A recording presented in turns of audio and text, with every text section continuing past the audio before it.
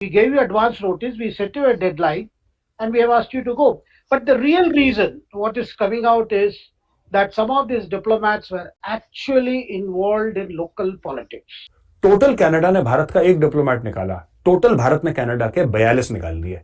पहले एक निकाला था, एक के बदले एक, और फिर भारत ने सोचा कि नहीं यार, इसको ना काफी मारनी पड़ी, इसको और जरा कनाडा को अच्छा 4-5 लगाने चाहिए, और भारत ने 41 और निकाल दिया। तो टोटल एक के एवज में 42 भारत ने निकाल दिया। उसको ये नहीं पता कि हाथ खुले और पड़ना शुरू हो गया, धड़ाधड़ धड़ाधड़।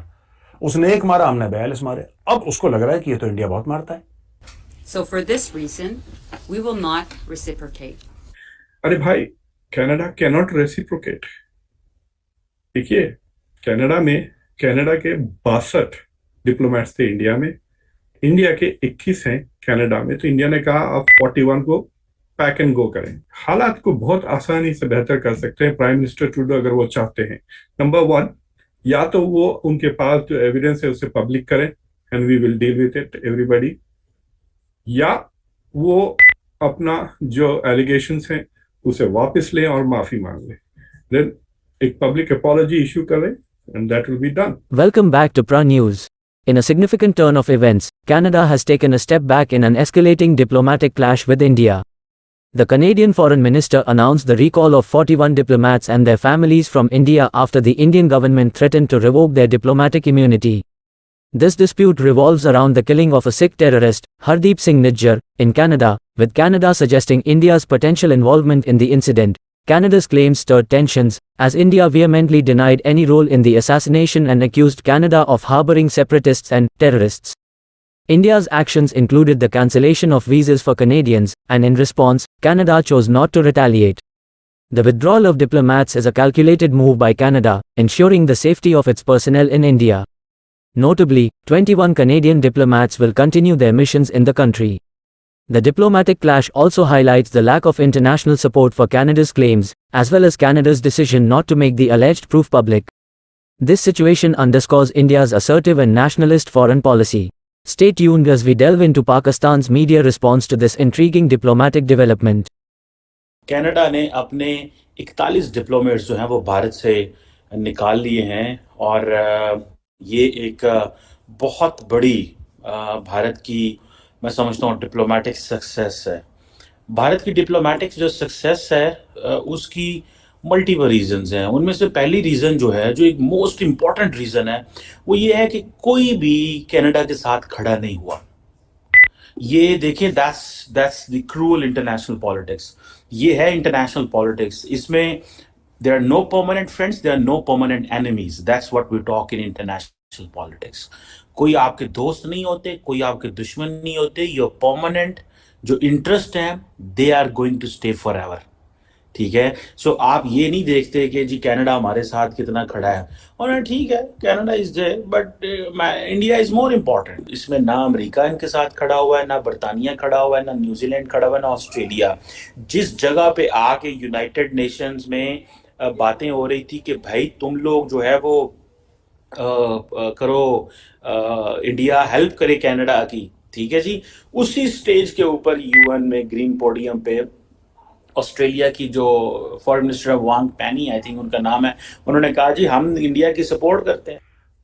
दोस्तों, ऐसा है ना कि ये सब जस्टिन ट्रूडो आज रो रहा है, लोगों के पैर पकड़ रहा है, ये कर रहा है, वो कर रहा है। जस्टिन ट्रूडो को ये बात मुंह खोलने से पहले सोचनी चाहिए थी, और इसने क्यों नहीं सोची मैं आपको बताता हूं। इसके पीछे बहुत बड़ी स्टोरी है, जो इंडिया में सरकार जो है भारत की, ये समझती है कि स्टोरी क्या है। इन्होंने सोचा कि यार हम तो गोरे हैं, हम तो वेस्टर्न कंट्री हैं, इंडिया से इतने लोग हैं जो कनाडा को अपना घर बनाना चाहते हैं, पंजाब के तो गांव बस गए वहां पे। तो इसने ऐसा सोचा कि मैं जो बोलूंगा ना, इंडियंस ऐसे होकर खड़े रहेंगे कि माई बाप मालिक है ना। यही जस्टिन ट्रूडो ने सोचा। उसको ये नहीं पता कि हाथ खुले और पड़ना शुरू हो गया, धड़ाधड़ धड़ाधड़। उसने एक मारा, हमने 42 मारे। अब उसको लग रहा है कि ये तो इंडिया बहुत मारता है। देखिए, छोटी सी बात है, आपने भारत पे एक इल्जाम लगाया, आपका हक है इल्जाम लगाने का, कनाडा का हक है इल्जाम लगाने का भारत के ऊपर, लेकिन उसके बाद आपको सबूत देना चाहिए था। आपने सबूत नहीं दिया। आप गिगिया रहे हैं, दाएं बाएं बात कर रहे हैं। पता नहीं महीना हो गया, 2 महीना हो गया। Do you have hard, tangible evidences that could establish the linkage between the killers of Nijjar and the government of India? Agency कैसे प्रूव करेंगे आप? इंस्ट्रूमेंटैलिटी है, एजेंसी है, हायरिंग है, क्या है भाई? लॉ इतना आसान नहीं होता। और तो फिर कनाडा की इन्वेस्टिगेशन कहाँ गई भाई? आप 5 आई हो, 5 आई में तो अमेरिका भी है, तो वो आए होंगे कहीं से, तो लैंड किए होंगे कनाडा में, कहाँ चले गए? उनको जमीन खा गई, आसमान निकल गया, वो किलर कहाँ गए? उनको कोई मार दिया? उनका क्या हुआ? इतना डिफिकल्ट है। अगर भाई आदमी होंगे, मैंने जो पढ़ा था उनका वॉशिंगटन पोस्ट का, उसमें कि 6 लोग आए थे, 6 of them came to liquidate mister Nijjar. तो कहाँ गए वो 6 लोग? मतलब आप कह रहे हो कि कनाडा और अमेरिका की पुलिस इतनी इनकॉम्पिटेंट है कि किलर्स को ढूंढ ही नहीं पा रही है। जो कनाडा वाला इशू हुआ है, क्या उससे कोई फर्क पड़ेगा? क्या किसी किस्म का डैमेज आप समझते हैं कि भारत को झेलना पड़ेगा, या आप समझ से निकल जाएंगे वो? ऐसा कुछ नहीं, मेरे ख्याल में वो निकल चुके हैं पहले ही। उसकी वजह ये है, आरजू, अगर मेरे देखिए 5th लार्जेस्ट इकॉनमी है, 5th लार्जेस्ट कनाडा। अगर मैं एक सिनेरियो पेश करना चाहता हूं, अगर कनाडा के साथ अमेरिका खड़ा होता, उसको सपोर्ट करता, कनाडा के साथ इंग्लैंड खड़ा होता, तो आज कुछ बात हो चुकी, कुछ और होगी। और मेरे ख्याल में उनका ना खड़े होने की वजह भी यही है, 2 वजूहात है मेजर। एक तो 5th लार्जेस्ट इकॉनमी है, और दूसरा ग्लोबल साउथ, और तीसरा उसके साथ इंडो पैसिफिक के अंदर जो ताइवान का मसला है। अमेरिका और western countries can not afford to mess up their relationship with India.